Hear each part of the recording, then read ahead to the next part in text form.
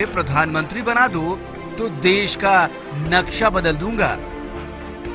इस दावे को मजाक समझकर हंसी में उड़ाने से पहले ये मत भूलिए कि मोदी जी पिछले 1 साल में सैकड़ों बार देश का इतिहास, भूगोल दोनों बदल चुके हैं। देश को बदलने का दावा करने से पहले मोदी जी देश के बारे में थोड़ा बहुत जान भी लें तो बेहतर होगा।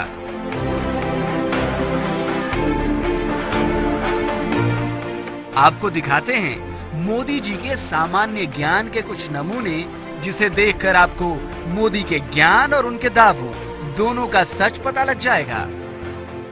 प्रधानमंत्री जी, मेरी गुजरात की मिट्टी के सपूत डॉक्टर श्यामा प्रसाद मुखर्जी विद्वान थे। विवेकानंद जी उनके साथ वार्ता करते थे। स्वामी दयानंद सरस्वती उनसे वार्ता करते थे। लोकमान्य तिलक उनका मार्गदर्शन में संपर्क बनाए रखते थे। मोदी जी ने जो कहा उसकी हकीकत तो आप समझ ही चुके होंगे। अगर ना समझें तो हम आपको बताते हैं। मोदी ने कहा कि उनकी गुजरात की धरती के सपूत डॉक्टर श्यामा प्रसाद मुखर्जी, जबकि हकीकत ये है कि श्यामा प्रसाद मुखर्जी गुजरात के नहीं, पश्चिम बंगाल के थे।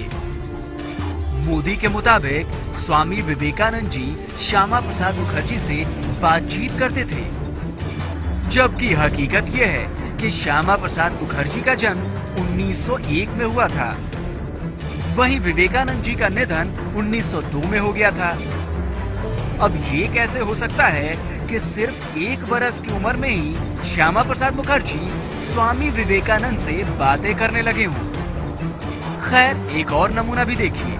मोदी ने स्वामी दयानंद सरस्वती और श्यामा प्रसाद मुखर्जी की दोस्ती का भी जिक्र किया, जबकि हकीकत यह है कि स्वामी दयानंद सरस्वती का निधन 1883 में ही हो गया था।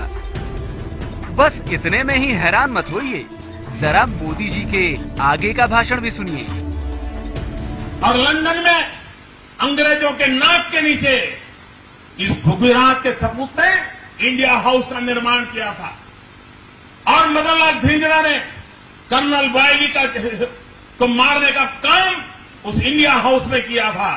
हिंदुस्तान में क्रांतिकारियों के वो गुरु माने जाते थे। भाषण की अगली लाइन में ही मोदी का ज्ञान गच्चा खा गया। मोदी जी ने कहा कि श्यामा प्रसाद मुखर्जी के कहने पर ही मदन लाल ढींगरा ने लंदन में कर्नल वायली को मारा था। वैसे ये बात सच है कि क्रांतिकारी मदन लाल ढींगरा ने ही कर्नल वायली को मौत के घाट उतारा था, लेकिन मदन लाल ढींगरा ने कर्नल वायली की हत्या 1 जुलाई 1909 को की थी, यानी उस वक्त जब श्यामा प्रसाद मुखर्जी सिर्फ 8 साल के थे।